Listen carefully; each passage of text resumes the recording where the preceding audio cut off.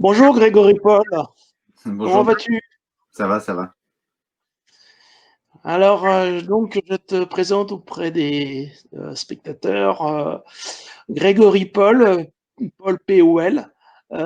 Tu es photographe animalier, tu n'es pas professionnel, mais tu as quand même une activité assez intense. Et tu as publié de bon nombre enfin, on va dire 2 livres, je crois, hein, 2. 6. Et, ouais. Et tu exposes aussi dans des endroits un petit peu prestigieux, dont on va parler un peu plus tard. Tu habites dans quelle région? Alors, depuis pas très longtemps, je suis dans les Landes, D'accord. mais ça fait un mois, donc c'est vraiment depuis pas très longtemps. Ouais, mais en général, tu es quand même plutôt dans l'ouest de la France, hein. Tu as vécu longtemps à Brest. Oui, je suis breton d'origine, hein. Oui. Je suis breton d'origine et on a quitté la Bretagne il y a maintenant 2 ans. D'accord. Tu as vécu aussi au Kerguelen? Alors, je suis allé en voyage au Kerguelen. Par contre, j'ai vécu à Saint-Pierre-et-Miquelon, effectivement. Bon, c'est Pierre-Miquelon. Ouais. Et puis, bon, après, j'ai vécu aussi à Tahiti, en Nouvelle-Calédonie, en Guyane. D'accord. Voilà, j'aime bien les outre-mer français. Ok. Donc, tu as publié 2 livres. Tu peux me parler de ces 2 livres qui sont très connus, je pense. Alors oui, alors les deux premiers, enfin en fait j'en ai publié 6. Donc il y a le premier qui était justement sur le thème de Saint-Pierre-et-Miquelon. Donc c'était Saint-Pierre-et-Miquelon, regard d'un Breton. Donc celui-là il est écoulé depuis longtemps. Je l'avais publié en 2015. D'accord. Euh, et ça c'était un premier jet, on va dire. Et puis juste après, avec les éditions Vilo, on a fait un autre livre sur Saint-Pierre-et-Miquelon, mais beaucoup plus élaboré, et puis quelque chose destiné pour les librairies, un beau livre, quoi. Vilo, c'est Ramsay, hein, c'est le même éditeur. Et en même temps, on a fait le livre sur le harfang des neiges, donc les yeux du harfang, en noir et blanc, donc avec une vocation un peu plus artistique. Voilà, un livre un peu plus épuré, un peu plus un livre d'auteur, d'artiste, on va dire, si on veut. Un livre d'art. Un livre d'art. Ah oui, voilà, un peu plus. Alors que les 2 premiers livres sur Saint-Pierre-et-Miquelon, c'était plus un livre, même si quelques photos pouvaient être jugées esthétiques, artistiques, ces 2 livres-là étaient plutôt pour montrer l'archipel tel qu'il est aujourd'hui. C'était plus à but d'information. Voilà. Le livre sur le harfang, du coup, quelque chose que je voulais faire, vraiment essayer de faire quelque chose d'un peu plus intime. Et puis depuis, il y a eu d'autres livres, hein, quand même. Donc il y a eu à compte d'auteur, donc j'ai le livre Noir et Blanc, qui est un peu dans le même esprit que Les yeux du harfang. Donc avec à peu près le même développement d'image numérique que pour Les yeux du harfang, mais sont venus s'ajouter d'autres animaux. Donc il y a de l'ours polaire, de l'hermine, euh, voilà, du renard arctique, des choses comme ça, en fait, toujours dans le même esprit. J'ai préparé quelques images, du coup, en plus, donc je vais pouvoir te montrer ça.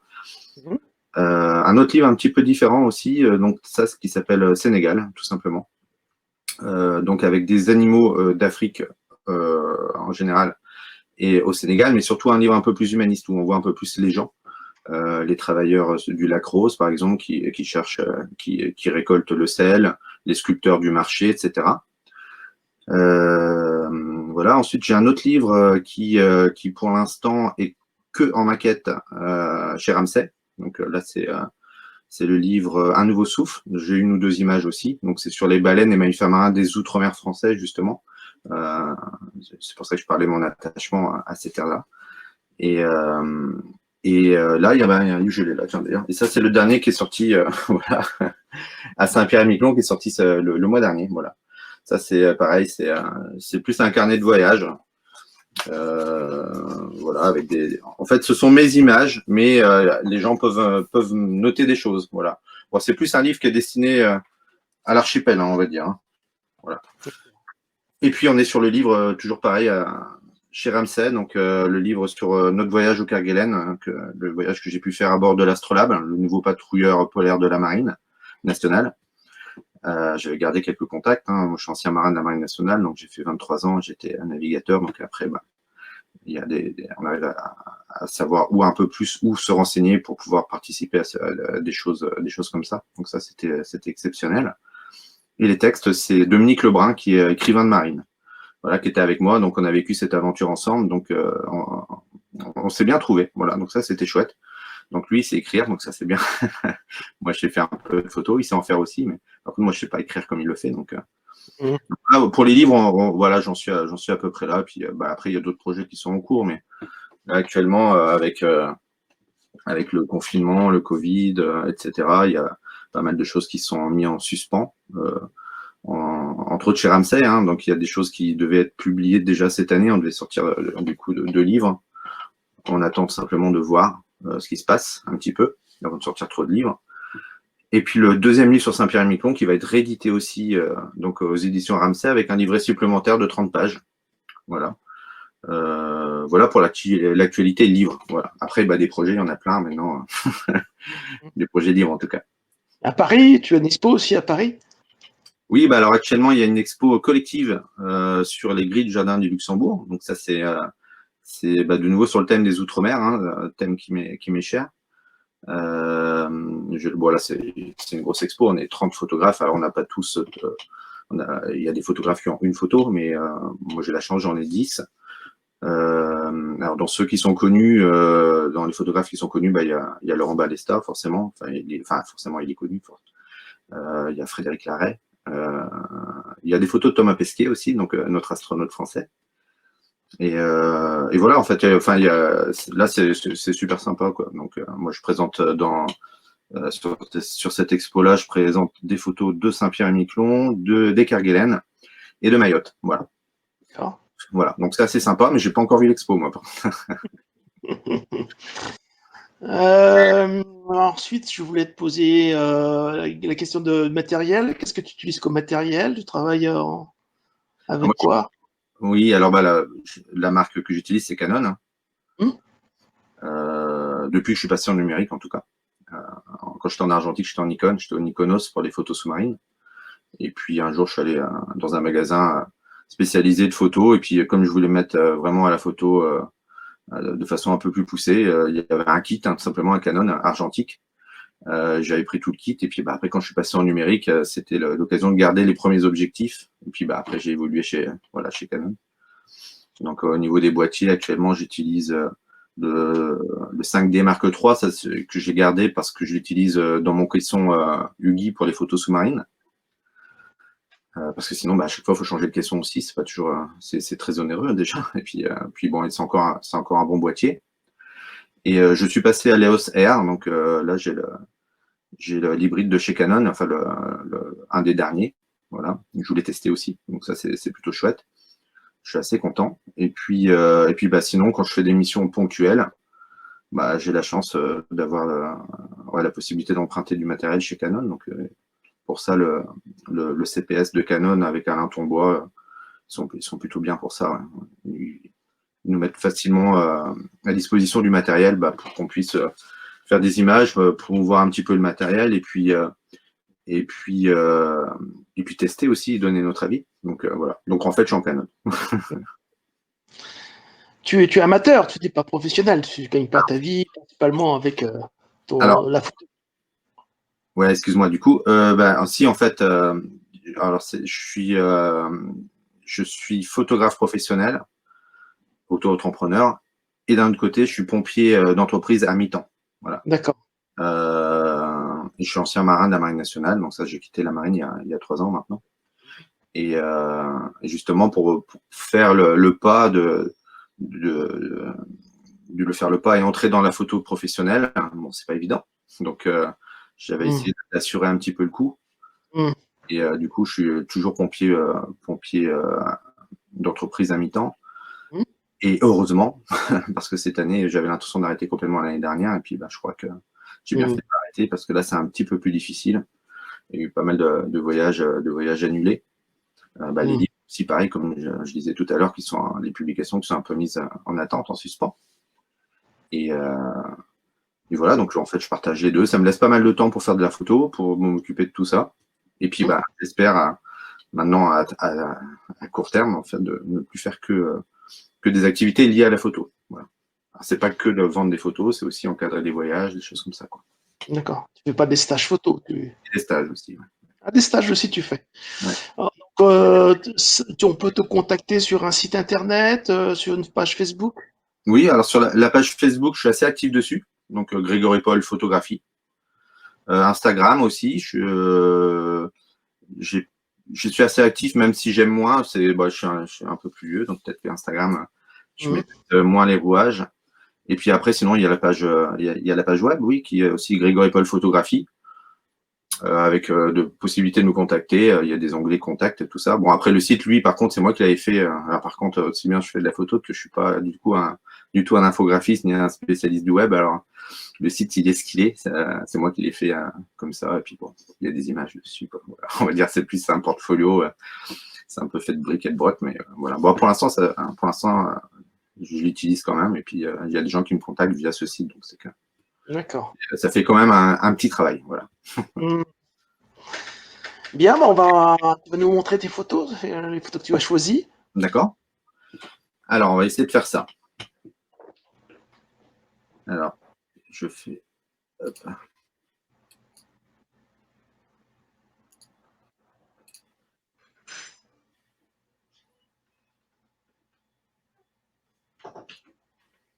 Est-ce que tu vois quelque chose? Ouais. C'est parfait, je vois une belle baleine. Bon, bah, tant mieux. Alors, moi, je te vois plus, par contre. Pas grave. Oui, bah, alors, tout à l'heure, je parlais de. J'aime bien cette photo-là. Alors, j'ai fait un petit peu quelque chose un petit peu de chronologique, hein, parce que j'ai 3 démarches, en fait, au niveau de la photographie. Il y a la démarche, on va dire, un peu naturaliste, montrer des choses, essayer de les vendre dans des magazines, se faire plaisir déjà, tout d'abord, mais voilà. Et après, une deuxième démarche qui est un peu plus artistique, donc avec des images que j'essaie de penser un petit peu autrement, et puis en tout cas de développer aussi numériquement autrement, en noir et blanc beaucoup. Et puis la troisième démarche, la plus courante, c'est celle où je pars en fait tout simplement faire des photos avec mes enfants. Donc voilà, j'ai mis les deux.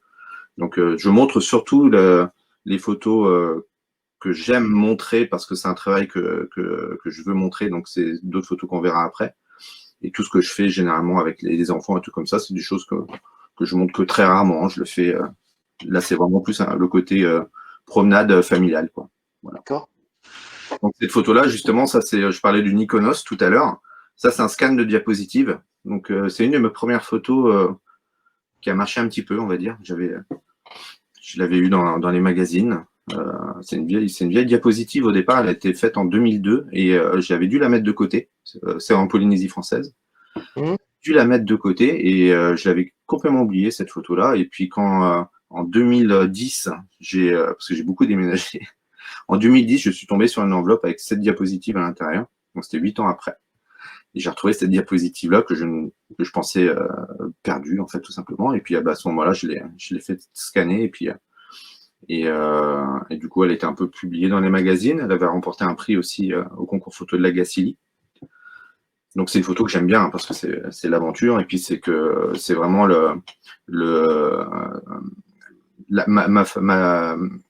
mon idée de la photographie au départ c'était la photo sous-marine, c'était vraiment ça que je voulais faire. Et j'en fais toujours un petit peu mais beaucoup moins. Mais voilà, c'est pour ça que je voulais montrer cette photo-là. Donc c'est une baleine à bosse, un mâle, à Raivavae aux îles australes, aux îles australes de Polynésie française, pas les terres australes mais les îles australes.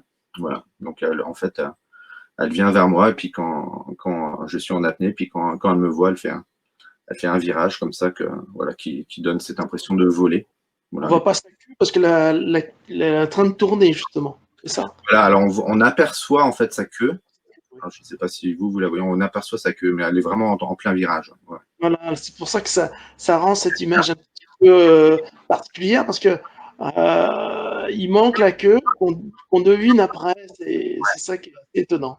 Bah, on pourrait presque voir un poisson lune, un mola mola, en fait, justement, avec ce côté droit de l'image dont il manquerait la queue, effectivement, mais en fait, elle est vraiment courbée et la queue est derrière elle. Et Ouais, on voit un petit bout de sa nageoire en dessous. ouais. Voilà pour celle-ci. Alors, je passe à une autre, normalement. Alors là, non. Normalement, ça n'a pas marché. Alors, je vais être obligé de réduire. Il faut que je recommence. Alors, je ferme et je refais comme ça. Désolé.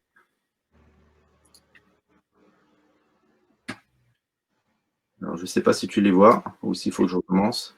Non, je vois, toujours la baleine. Ok, alors je vais faire comme ça. Et là, tu vois la suivante, les dauphins? Oui, Voilà, bon, bah, c'est la suite. d'accord. Voilà, donc au tout début, moi j'ai fait de la photo sous-marine, bon, c'était de la couleur. Et puis, suite à cette photo de baleine, j'ai fait une série.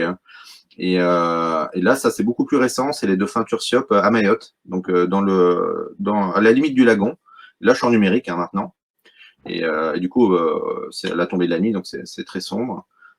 Et puis j'ai voulu donner cette ambiance un peu étonnante de nuit aux filles aussi. Et puis on ne sait pas trop si voilà, s'ils sont en apesanteur, s'ils sont en mouvement, etc. Donc voilà, c'était une photo que j'aimais bien.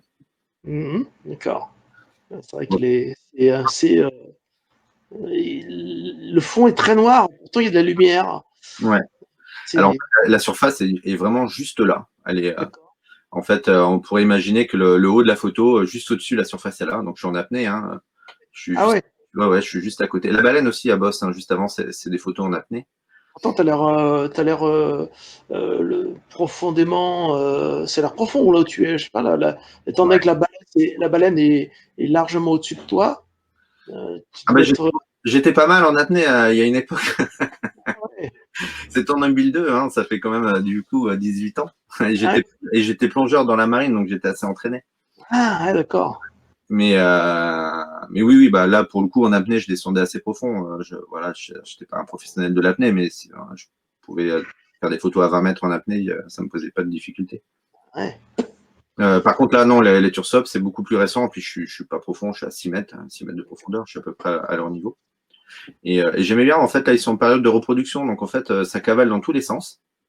Et puis bah là, c'est la magie de la photo, c'est pouvoir figer un instant. Et moi, cette photo-là, je l'ai intitulée, pardon, le ballet des turcopes, parce que on a l'impression qu'ils dansent, tout simplement.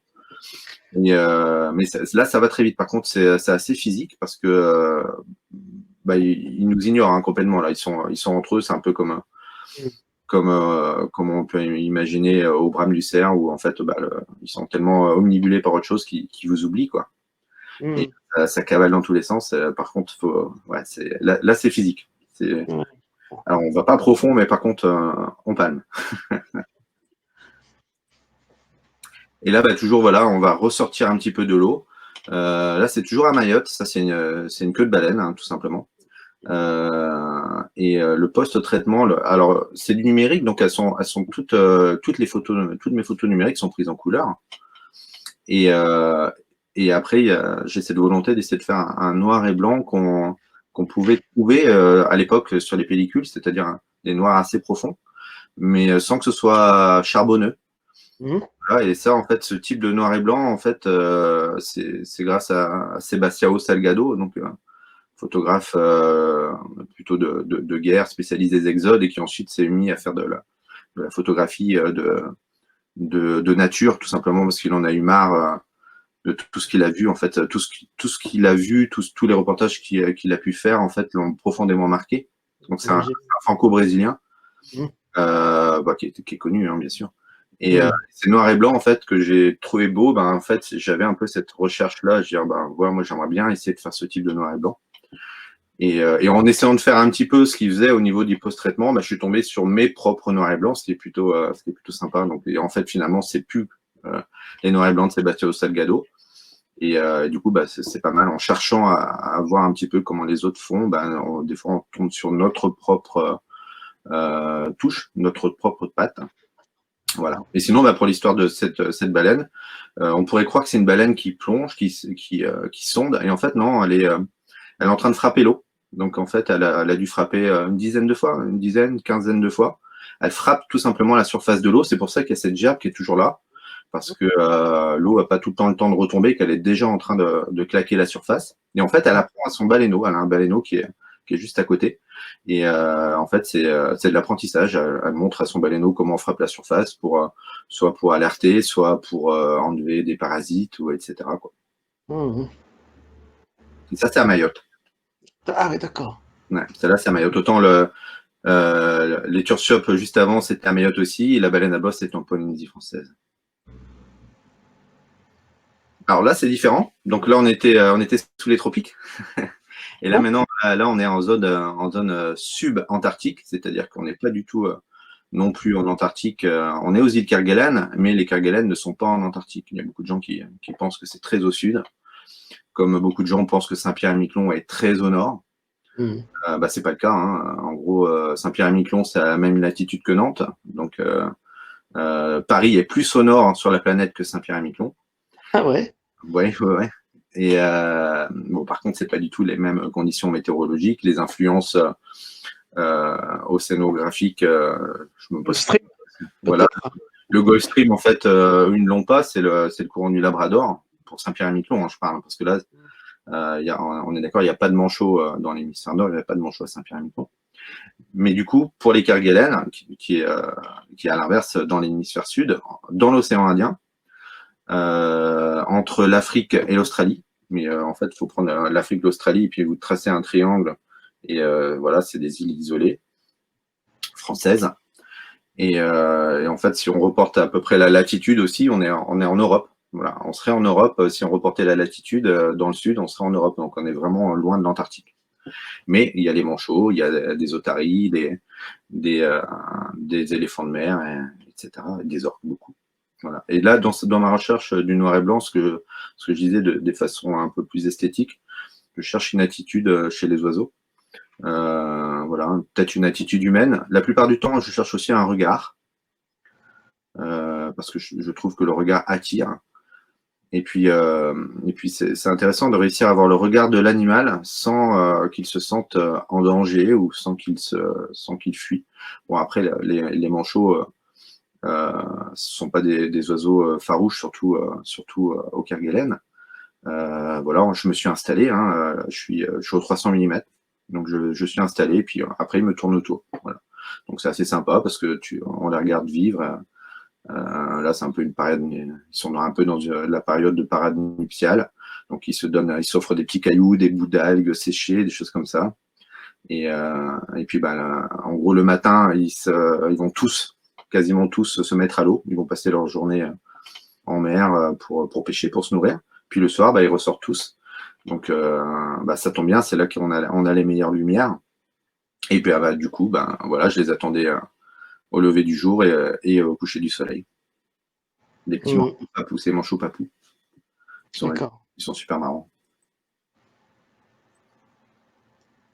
Donc là, c'est une otarie à fourrure. Mmh. Là, c'est aux terres australes antarctiques françaises aussi, mais là, on n'est pas sur Kerguelen, on est sur l'île de Nouvelle-Amsterdam. Elle est encore plus au nord, enfin, au nord de l'hémisphère sud. Mmh. Et entre autres, là-bas, c'est une terre australe et antarctique française, mais en gros, il n'y a jamais la neige. D'accord. C'est assez tempéré.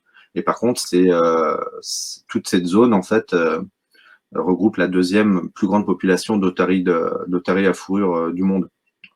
Et on a cette chance-là en France d'avoir ces terres australes, qui est la plus grande réserve naturelle française aussi. Et puis bah, les otaries à fourrure, c'est assez étonnant, je ne les connaissais pas, contrairement aux phoques que je connaissais un peu plus. Et elles vont vraiment très très haut dans les terres. Donc des fois, elles vont monter des côtes et on la retrouve 500 mètres dans les collines. Et elles marchent vraiment, en fait. Elles sont sur leurs pattes arrière, donc des fois, il y a des images assez étonnantes, ou en tout cas pour les petites otaries, on a vraiment l'impression qu'elles marchent à quatre Mmh. pattes, pardon, alors qu'un phoque va ramper. Et là, on les voit vraiment sur leurs pattes arrière, donc c'est assez drôle. Et contrairement aux éléphants de mer, l'otarie à fourrure, elle est un peu plus agressive, on va dire. Alors attention, bon, je m'entends, hein, avec l'agressivité, elle va pas me sauter dessus. Mais par contre, voilà, faut garder une certaine distance. Et elle montre assez facilement l'écrou. Voilà. Ou alors là, on pourrait croire qu'elle montre l'écrou, mais en fait, elle est tout simplement en train de bâiller. Mmh. Et je trouvais ça assez drôle, ce petit museau, mais je voulais quand même montrer voilà, l'écrou. Elle est quand même Mmh. des crocs acérés.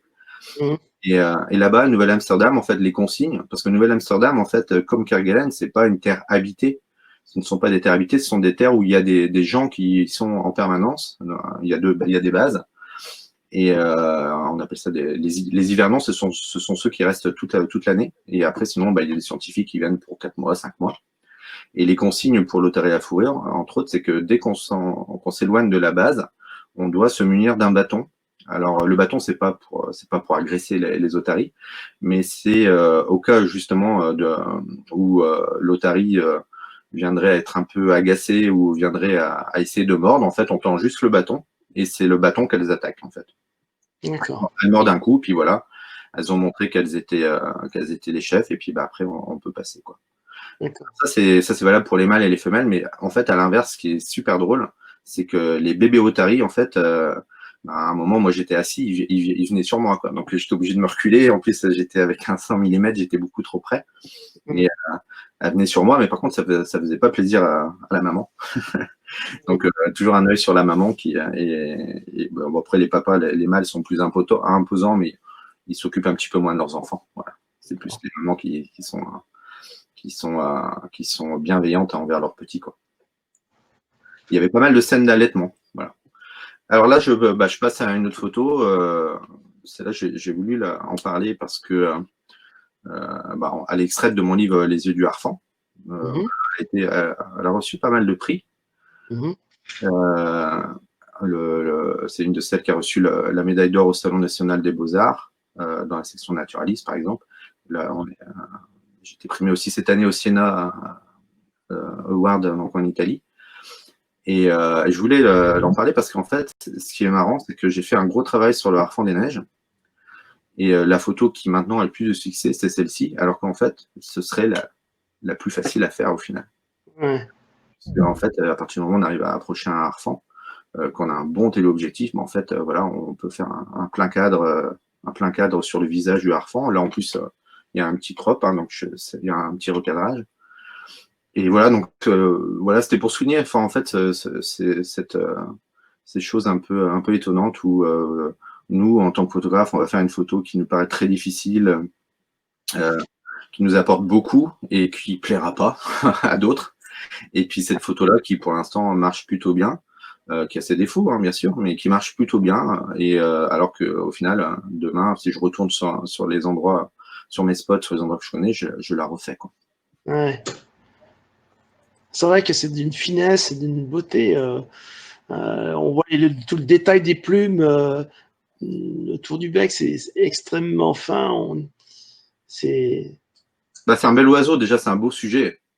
C'est un beau sujet et qui est revenu un petit peu, voilà, enfin qui a été un petit peu, qui a souffert à un moment le harfang des neiges. Les gens en ont eu marre de voir cet oiseau ouais. parce qu'on le voyait tout le temps, hein, dans les magazines, hein, tout le temps, parce que quand il descend du Grand Nord, parce qu'il n'y a pas assez à manger dans le Grand Nord, il se déplace, c'est un peu comme des migrations. C'est pas tout le temps le cas, hein. S'ils ont suffisamment à manger circumpolaire, donc autour du pôle partout sur la planète, il reste dans le haut, il reste en haut. Mmh. Et du coup, quand ils viennent, il y a eu beaucoup de photos faites voilà, avec un appât. Donc l'oiseau vient très près, hein, avec des situations, des attitudes assez exceptionnelles, hein. Il y a des images qui sont magnifiques. Mmh. Et voilà, mais du coup, il y en a eu beaucoup. Et du coup, les gens en ont eu un petit peu marre. Et moi, j'ai eu du mal au tout début, justement, à cause de ça, parce que quand j'ai voulu montrer mes images, on dit, ouais, c'est bon, il lui a refait des neiges. Mmh. Et du coup, c'est aussi pour ça que je l'ai traité en noir et blanc. Enfin, il y a eu une raison, c'est que déjà, c'est un oiseau noir et blanc que j'ai pris en photo dans la neige. Et au tout début, on m'a dit, mais pourquoi en noir et blanc un oiseau qui a des yeux aussi beaux, dorés, etc. Ouais. J'ai dit parce que, en fait, sur certaines images du harfang, on ne voit que ses yeux quand il est en couleur, alors que quand j'ai commencé à mettre des photos en noir et blanc, on voit des dessins en fait sur son plumage. J'en ai une, la photo, je ne l'ai pas sélectionnée, voilà, j'aurais dû, où on voit comme un vol d'oiseau sur son plumage, alors que ce vol d'oiseau, on ne le voit pas si la photo est en couleur parce qu'on regarde que ses yeux. Mmh. Voilà. Et donc, du coup, ça a aussi permis de faire ce livre en noir et blanc et de redonner un petit peu, un peu de sa superbe à cet oiseau-là. Et c'est pour ça que finalement, j'ai fini par par le montrer. Et puis, ce qu'il faut voir, c'est que le livre, il est sorti en 2016 et c'est maintenant, c'est maintenant que je suis plébiscité pour ces images à l'étranger, quoi. Mmh. Et, ça fait déjà 4 ans. Et des fois, c'est même un peu embêtant parce que je veux montrer d'autres choses, mais à l'étranger, en fait, c'est ce travail-là qu'ils veulent, quoi. Mmh. Et tant mieux, parce que j'en vends, hein, voilà, les images, elles sont vendues. J'en vends tous les mois, je vends une photo de Harfang, pas forcément celle-ci, mais Mmh. tous les mois, j'ai au moins un tirage qui est vendu, quoi. Génial. C'est Ouais. sûr qu'en grand format, elle doit être exceptionnelle. Alors, Tu ouais, alors en grand format, elle est très présente, on va dire. Et ça m'est arrivé une fois en galerie, parce que je vends de plus en plus en galerie. C'est aussi une façon de gagner un peu d'argent et puis mmh. d'avoir quelqu'un qui s'occupe de nos affaires, on va dire. Et il y a une dame qui avait acheté la photo en 60-90, qui est un format correct, qui n'est pas non plus immense, mais qui est déjà un grand format, et qui nous a demandé en fait si elle pouvait la ramener. Alors on a dit oui, d'accord, mais elle a dit mais je vous la ramène, mais par contre je voudrais la même dans un format un peu plus petit. Et là, elle nous a expliqué qu'en fait cette photo-là, elle avait mise dans son couloir et qu'elle était grand-mère, cette dame-là, et sa petite fille dormait chez elle et avait fait pipi dans son lit, tout simplement parce qu'elle n'a pas osé sortir de la chambre, parce que dans le couloir, il y avait ce harfang qui la guettait et C'est qui lui, sûr que c'est qui lui faisait peur. Donc voilà, ça c'était pour l'anecdote, mais c'est vrai qu'on est, grâce à ça, grâce à cette anecdote-là, en fait, je peux aussi conseiller certaines personnes, en fait, en disant oui, alors vous la voulez en grand, mais attention, c'est très présent, quoi. carrément, ouais. Mm. Voilà, du coup, à l'inverse, ce que je disais, la, la facilité de faire la photo précédente, celle-ci, c'est beaucoup plus dur. Mais voilà, j'arrive à un petit peu de succès, cette photo-là, quand j'arrive à expliquer pourquoi. En fait, sinon, les gens, en fait, ça les interpelle pas plus que ça. Là, ce qu'il faut voir, c'est que je suis allongé, là, je suis je crois que je suis au 70 mm. Et je suis allongé en fait à côté du harfang. Mmh. Il me tourne le dos. Voilà. Donc c'est bien un harfang sauvage, hein, il y a aucun souci. Et alors là, c'est aussi la magie de la photo, parce que là, sur la photo, à l'instant où j'ai figé l'image, il me tourne le dos, il me regarde pas. Maintenant, 5 secondes auparavant, voilà, il me regarde. Il me surveille quand même un petit peu. Et après, voilà, mais à partir du moment où on déclenche au moment où il ne regarde pas, ça peut donner cette impression de quiétude. Donc, et là, pour le coup, dans ma démarche sur cet oiseau-là, qui a duré 3 ans, 4 ans, euh, là, je me retrouve allongé à côté d'un oiseau sauvage, en fait, et qui s'enfuit pas. Et, euh, et du coup, c'est dans ma démarche naturaliste, c'était l'aboutissement. Voilà, on est tous les deux allongés, et puis on voit un petit peu en haut à droite, on voit comme une tache blanche, c'est le soleil en fait qui perce. En réalité, on est dans le blizzard. Là, c'est la tempête, on ne le voit pas trop. Ouais. Et c'est un peu comme si on était tous les deux, voilà, tranquilles, à faire la sieste, à attendre, voilà, à attendre que le soleil arrive, que la tempête se calme. Et voilà, bon, après, il y a toute une démarche naturaliste qui fait qu'à ce moment-là, je sais que je peux m'approcher plus. Il y a le fait qu'il y ait la tempête aussi, parce il va éviter de s'envoler pour rien, pour éviter une dépense d'énergie inutile. Donc, je sais que à ce moment-là, je vais pouvoir m'approcher 2 mètres de plus que ce que j'ai fait toute la semaine, parce que toute la même semaine, c'est le même individu que j'allais voir, habillé Mmh. toujours de la même façon, Ouais. et il s'est un petit peu habitué à moi, quoi. Voilà.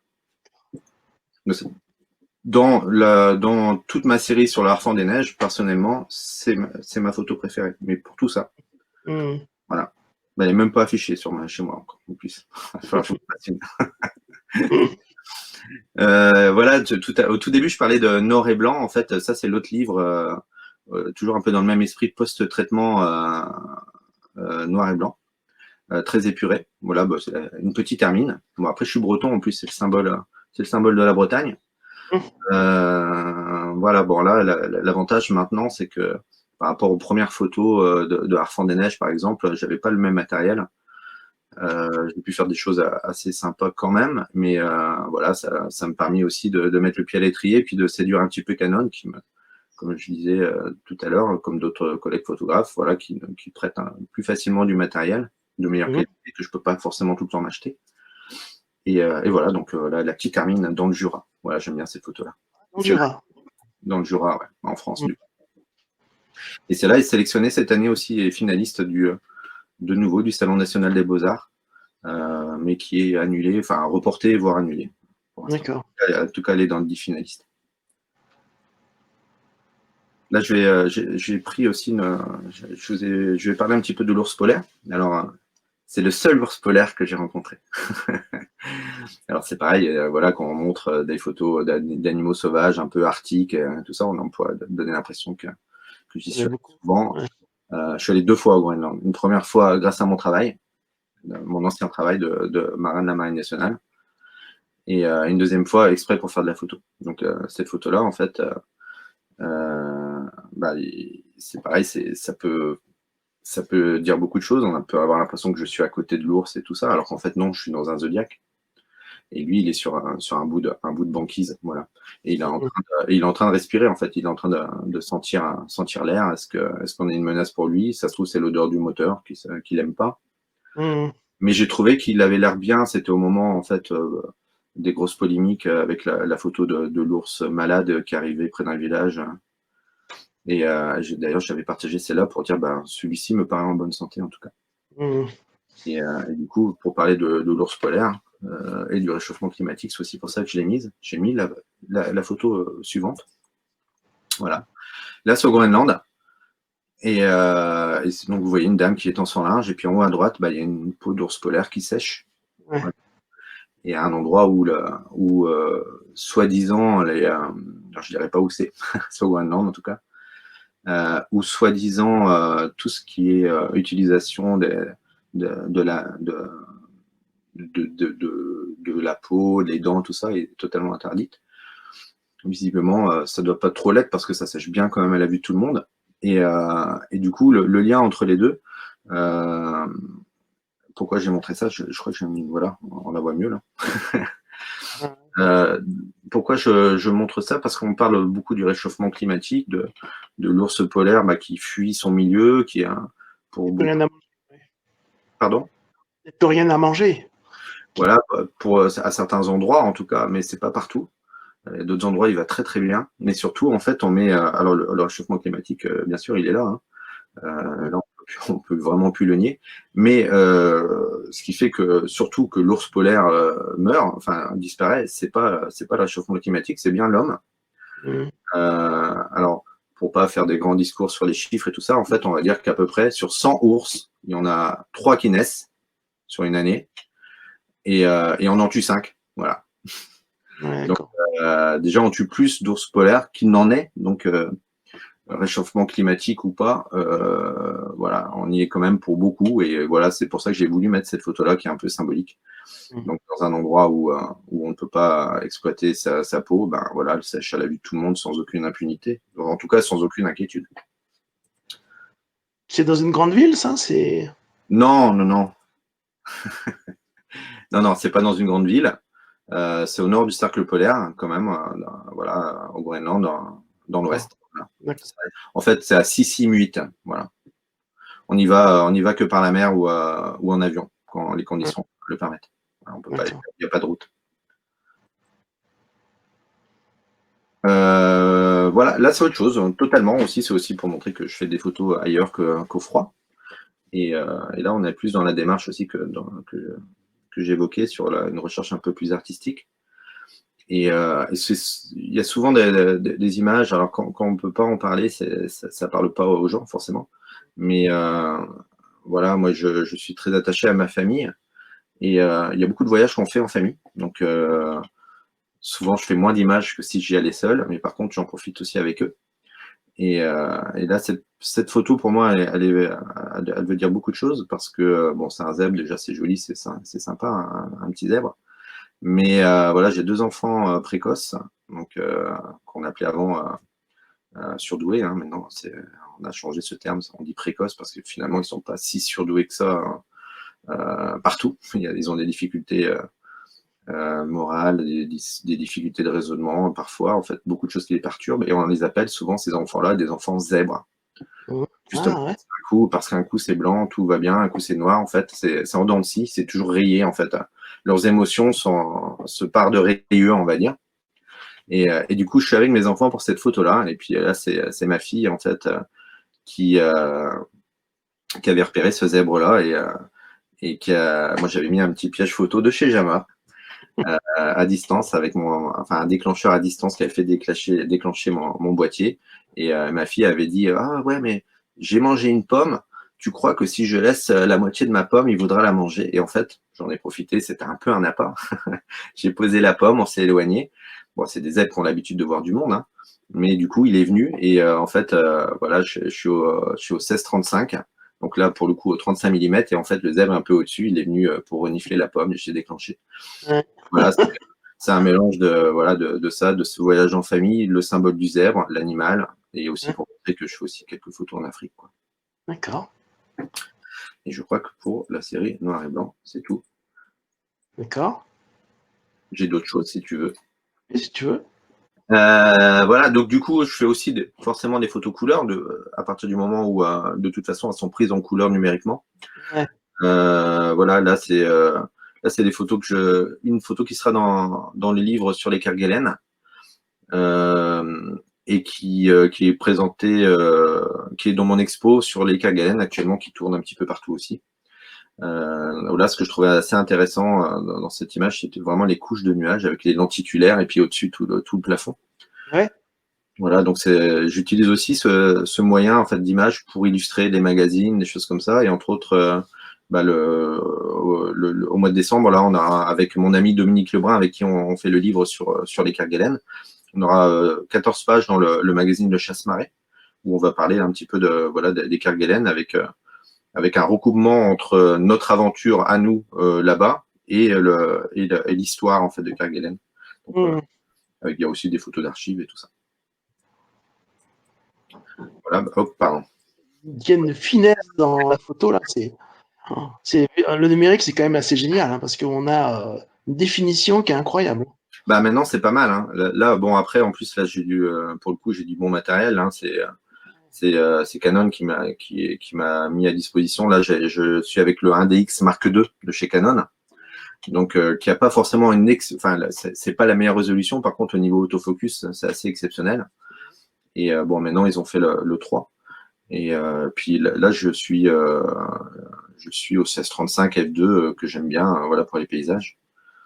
Mais après, c'est vrai qu'on arrive à bien combiner l'appareil avec l'objectif, on peut avoir des images sympas. Et là, en fait, pour le coup, moi, j'utilise pas trop les filtres dégradés.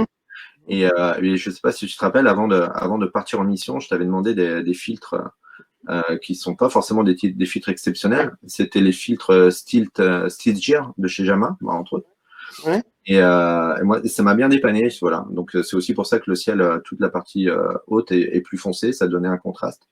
Et j'ai voulu tester voilà, ces filtres-là. Ce qui fait que maintenant, je vais mettre un peu plus au filtre aussi, parce que ça peut donner des ambiances un petit peu plus dramatiques parfois, quoi. Donc il y a les nuages, ça améliore nettement le ciel nuageux, l'équilibre en tout cas entre le nuage qui est très lumineux et le bas de l'image. Ouais, bah voilà, ouais. Bon après, en plus, c'est à peine renforcé ce contraste, en tout cas, parce qu'il y avait vraiment une grosse couche de nuages, comme on a vu aussi sur la photo précédente, on voyait vraiment ce plafond, vraiment un vrai plafond au final, et la lumière là qui passe en dessous, quoi. Et ça, c'est dans les fjords à Kerguelen. Voilà. Et ce jour-là, on a eu de la chance, il n'y avait plus trop de vent. Et on est à une période où la neige commence à arriver, mais un coup il pleut, un coup il y a du vent. Et voilà, c'était assez changeant. Parce que là, je suis plus dans le côté naturaliste, parce que peu de gens le savent, mais en fait, à Kerguelen, il y a à peu près 2000 rennes sauvages. Ah ouais, je savais pas. Ouais, il y a très peu de gens qui le savent. Alors, ils ne sont pas endémiques, hein, c'est-à-dire qu'ils ont été introduits dans les années 1950. Ce sont des rennes de Norvège. Les rennes sauvages de Norvège qui ont été apportés là-bas, donc dans l'hémisphère sud. Et bon, ils ont essayé de faire venir pas mal d'animaux. Tout n'a pas marché. En fait, en gros, il n'y a pas grand-chose qui a bien fonctionné. Il y a eu un élevage de moutons, il y a eu des mouflons, il y a eu les lapins. Donc les lapins, ils y sont toujours, on a beaucoup. Pour essayer d'éradiquer les lapins, ils ont mis des chats domestiques. Donc, maintenant, il y a beaucoup de lapins et il y a beaucoup de chats. Donc, ça n'a pas marché. Par contre, pour les rennes, ça a fonctionné. Et ce qu'il faut voir, c'est que l'île principale, enfin, en gros, l'île de Kerguelen, c'est à peu près grand comme la Corse. Un tout petit peu plus petit, mais on va dire que c'est grand comme la Corse. Et il y a 2000 têtes dessus, de rennes. Et quand on n'y va pas longtemps, donc moi, c'était le cas, hein, j'ai passé 5 jours à terre, avec 4 jours même. La probabilité de vraiment tomber sur les rennes était assez faible. Donc les hivernants, eux, ils passent 14 mois là-bas, donc ils arrivent à les voir. Mais il faut imaginer une île grande comme la Corse avec 2000 rennes. Et la base en fait de Port-au-Français, c'est une petite base à un endroit en fait. Et là, la chance qu'on a eue, c'est qu'on est allé déposer des scientifiques biologistes à Port-Couvreux. C'est un endroit où il y a eu des drames familiaux parce qu'ils avaient ils avaient essayé de mettre un élevage de moutons. Au lieu de prendre des bergers, ils ont pris des fonctionnaires, donc qui étaient, je crois, des gardes champêtres à l'époque, qui sont venus avec leur famille, donc en fait, qui ne connaissaient pas grand-chose aux moutons, quoi. Donc ça a été un peu dramatique. Il y a une des épouses qui est partie avec un pêcheur, etc., etc. Mais pas toujours est-il que c'est à cet endroit-là qu'on est allé. Et du coup, moi, dans les collines, j'ai vu un renne, en fait. Et j'avais demandé au commandant du bateau si je pouvais profiter d'une navette. Parce que là, j'y allais à Kagan, je suis vraiment allé en tant que photographe, hein, j'étais plus dans la marine. D'accord. Et nous, en fait, les invités, en fait, et même tout l'équipage n'avait pas l'autorisation de débarquer à cet endroit-là. En fait, il y avait que les 3 biologistes et les 2 personnes en Zodiac qui déposaient les biologistes. Là, quand je dis qu'on est dans une réserve naturelle, on est dans une vraie réserve naturelle, quoi. En fait, il n'y a pas le droit de faire grand-chose, mais même les gens qui y sont. Et donc, du coup, j'ai quand même eu le droit, j'ai demandé l'autorisation en fait de monter dans le Zodiac, donc sans pouvoir aller à terre. Et l'endroit où il y avait ce fameux renne, c'était une plage, il y avait beaucoup de vent et on a eu de la chance, on s'est avancé un peu dans cette petite anse qui était à l'abri du vent. Et puis en fait, au final, c'était pas un renne, il y en avait une 40, 50, et en fait, il y a une petite dune, ils étaient derrière, et puis ils sont sortis, ils sont montés sur la plage pour aller jusque dans l'eau, certains, et ils sont repartis comme ça, en fait, ça a duré un quart d'heure, et puis je les ai plus jamais revus. Mais du coup, ça reste, pour moi, c'était assez exceptionnel. J'en avais parlé, du coup, j'avais été l'invité du JT à La Réunion au retour, et j'aurais dit, mais en fait, en France, on a des rennes à Kerguelen, et les gens le savent. Et j'ai eu la chance, voilà, dans mes quelques jours, de les voir. Ça a été une super émotion. Alors, quand je vois des rennes en Finlande, en Norvège, c'est chouette. Mais là, de se dire, en fait, je les ai vus, en fait, j'ai vu les rennes sauvages français, donc ça, c'était vraiment sympa. Ouais. Et en plus, c'est du soleil, là, c'est Ah oui, mais c'est souvent des concours de circonstances incroyables, parce qu'en fait, il y a vraiment beaucoup, beaucoup de vent, mais là, cette anse-là, elle est totalement abritée. Juste avant, on voit sur le tiers bas de l'image, on voit des algues, en fait, il y a des laminaires. On ne pouvait pas s'approcher plus. Voilà. Là, je suis au 300 mm. 300 mm avec multiplicateur 1,4. D'accord. L'Albatros, ben, voilà, ça c'est le voyage pour les Kerguelen, symbole des 40e rugissants. Voilà, on passe. Alors les Kerguelen, il faut entre 7 et 8 jours de navigation en partant de la Réunion. Donc voilà, comme moi, tu pars en mission un mois, on va dire. C'était mon cas, hein, je suis parti un mois. Ben, en fait, il y a déjà 8 jours pour descendre, 8 jours pour remonter. Et quand j'étais là-bas, en fait, c'est comme ça. L'Astrolabe est armé par la Marine nationale. Ils ont aussi leur propre mission. Il y a aussi des missions de ravitaillement, de déplacement, de surveillance de la zone économique exclusive. Donc, c'est assez intéressant dans le peu de laps de temps que tu as. En fait, tu sais qu'il va falloir que tu fasses des images. Donc, c'est un challenge supplémentaire, en fait. Tu sais que quand tu pars un mois, t'es pas un mois sur Kerguelen, quoi. T'es 3 jours, 4 jours. Pas où tu peux, enfin, pas où tu veux, où tu peux, où on te laisse l'autorisation d'aller. En plus, maintenant, c'est inscrit au patrimoine mondial de l'UNESCO depuis l'année dernière.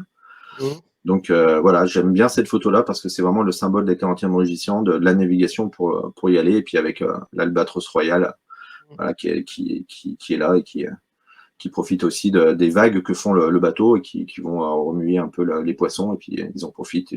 On fait décoller quelques poissons volants et puis ils viennent les attraper, quoi. D'accord. Et les manchots papous, voilà, toujours pareil, c'est de la couleur et voilà, avec une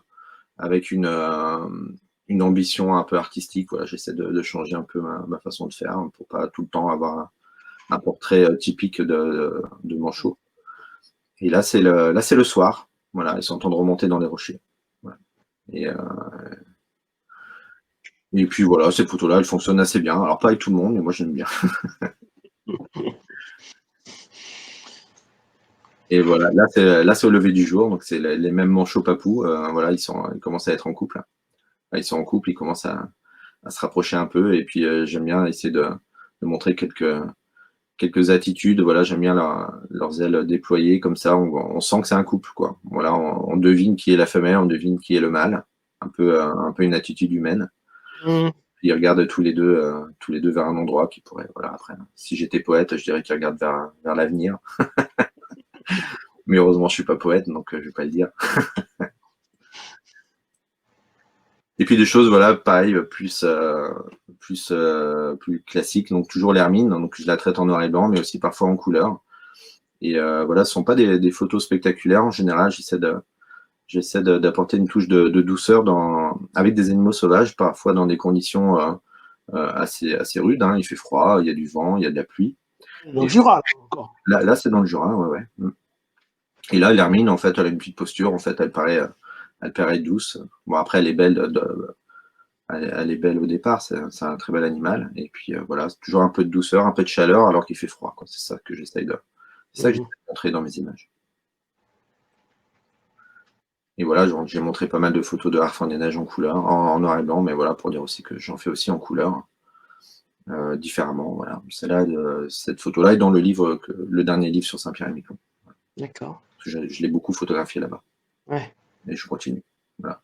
Puis les couleurs, voilà, des choses plus classiques. Ça, c'est le maquis à Mayotte, donc dans les bambous. Il faut savoir que je suis tombé sur un groupe de maquis, c'est le lémurien français, donc voilà, un petit peu dans l'esprit du renne français au Kerguelen, du Harfang des Neiges français à Saint-Pierre-et-Miquelon. Alors, c'est pas forcément que je suis un grand patriote, c'est que je veux aussi montrer que des fois, on va chercher des choses euh, ailleurs qu'on a chez nous. Il y en a qui photographient dans la forêt à côté de chez eux et qui font des choses exceptionnelles. Je pense au bracard, par exemple. Ouais. Voilà, moi, j'ai cette envie de voyage, donc moi, j'ai envie de voyager. Je rêvais d'aventure quand j'étais petit. Mais je m'étais dit qu'en fait, en France, je suis issu d'une famille militaire, hein, donc j'ai vécu outre-mer aussi, enfant, adolescent, et ensuite après, en tant que marin de la Marine nationale. Du coup, j'ai vu en fait la richesse faunesque qu'on pouvait avoir en France, exotique, on va dire aussi, parce que voilà, si on part de là, en France, on a du Harfang des Neiges à Saint-Pierre-et-Miquelon. En France, on a du jaguar, des singes, du tapir en Guyane. En France, on a du lémurien à Mayotte. Hein. En France, on a des rennes, des phoques, des éléphants de mer au Kerguelen, par exemple.